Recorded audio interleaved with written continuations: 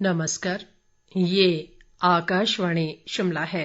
अब आप राजकुमारी चंदेल से प्रादेशिक समाचार सुनिए। मुख्यमंत्री जयराम ठाकुर ने कहा है कि हिमाचल के पूर्ण राज्यत्व के स्वर्ण जयंती वर्ष के उपलक्ष्य में राज्य सरकार 2 अक्तूबर से स्वर्णिम हिमाचल रथ यात्रा आयोजित करेगी। शिमला में आज इस संबंध में आयोजित एक बैठक की अध्यक्षता करते हुए उन्होंने कहा कि रथ यात्रा के दौरान प्रदेश की गौरवशाली यात्रा के 50 वर्षों में आम आदमी के योगदान का जश्न मनाया जाएगा।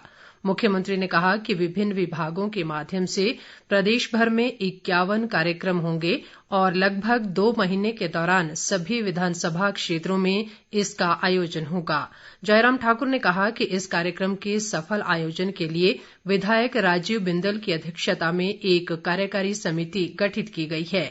उन्होंने कहा कि इस यात्रा में प्रदेश के विकासात्मक इतिहास को प्रदर्शित किया जाएगा, जिसमें आम जनता की भागीदारी सुनिश्चित की जाएगी।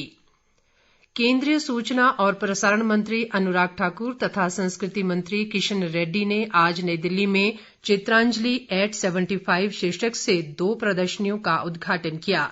पहली ई फोटो प्रदर्शनी संविधान निर्माण से संबंधित है, जबकि दूसरी फिल्म पोस्टरों से संबंधित वर्चुअल प्रदर्शनी है।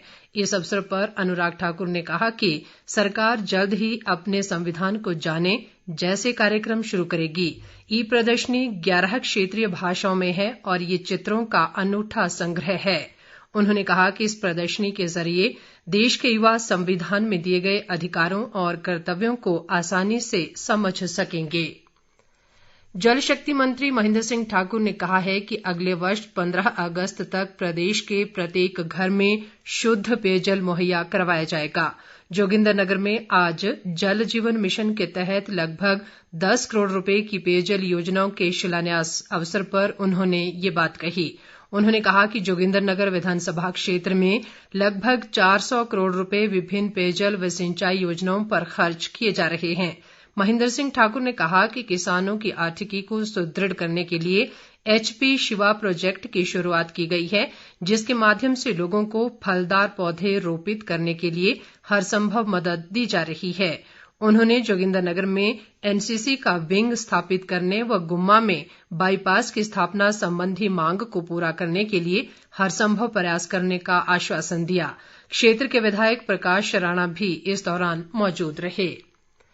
प्रदेश भाजपा अध्यक्ष सुरेश कश्यप ने कहा है कि जन आशीर्वाद यात्रा से कार्यकर्ताओं में नए जोश व उत्साह का संचार हुआ है। शिमला में आज पत्रकारों से बातचीत में उन्होंने कहा कि केंद्रीय मंत्री अनुराग ठाकुर की जन आशीर्वाद यात्रा में भारी जन समर्थन मिला। उन्होंने कहा कि इस यात्रा में 43 विधानसभा क्षेत्रों, 4 संसदीय क्षेत्रों व 8 राजस्व जिलों से होते हुए 630 किलोमीटर की दूरी तय की गई। कश्यप ने कहा कि इस दौरान 184 कार्यक्रम आयोजित किए गए, जिनमें 1 लाख से ज्यादा लोगों ने अपनी भागीदारी सुनिश्चित की। उन्होंने कहा कि केंद्रीय मंत्रिमंडल में अनुराग ठाकुर को महत्वपूर्ण भूमिका मिलने से प्रदेश को गर्व है। प्रदेश कांग्रेस अध्यक्ष कुलदीप सिंह राठौर ने प्रदेश सरकार पर किसानों व बागवानों की समस्याओं को अनदेखा करने का आरोप लगाया है। शिमला जिला कांग्रेस कमेटी द्वारा आज शिमला के रिज मैदान पर आयोजित धरने के दौरान पत्रकारों से अनौपचारिक बातचीत में उन्होंने कहा कि प्रदेश में सेब आर्थिकी का प्रमुख साधन है, मगर सरकार की उपेक्षा के चलते बागवान परेशान हैं। राठौर ने कहा कि सेब के दामों में एकाएक कमी आना सेब बागवानों के प्रति एक बड़ा षड्यंत्र है। उन्होंने कहा कि सरकार द्वारा बागवानों को दिए गए आश्वासन के बावजूद इस बार कार्टन व ट्रे के मूल्यों में बढ़ोतरी की गई। राठौर ने सरकार से जम्मू कश्मीर की तर्ज पर अच्छे सेब का न्यूनतम समर्थन मूल्य लागू करने की मांग भी की। नेहरू युवा केंद्र संगठन द्वारा देश की आजादी की 75वीं वर्षगांठ पर आजादी के अमृत महोत्सव के अंतर्गत फिट इंडिया फ्रीडम रन का आयोजन कल बिलासपुर, नाहन व सोलन जिलों में किया जाएगा। संगठन के कार्यकारी राज्य निदेशक सेमसन मसीह ने बताया कि स्वास्थ्य मंत्री डॉक्टर राजीव सहजल सोलन में सुबह 6 बजे फिट इंडिया फ्रीडम रन 2 को हरी झंडी दिखाकर रवाना करेंगे। इसी तरह बिलासपुर में विधायक सुभाष ठाकुर और सिरमौर में उपायुक्त राम कुमार गौतम सुबह 9 बजे इस रन को हरी झंडी दिखाकर रवाना करेंगे। इसके साथ ही ये समाचार बुलेटिन समाप्त हुआ। नमस्कार।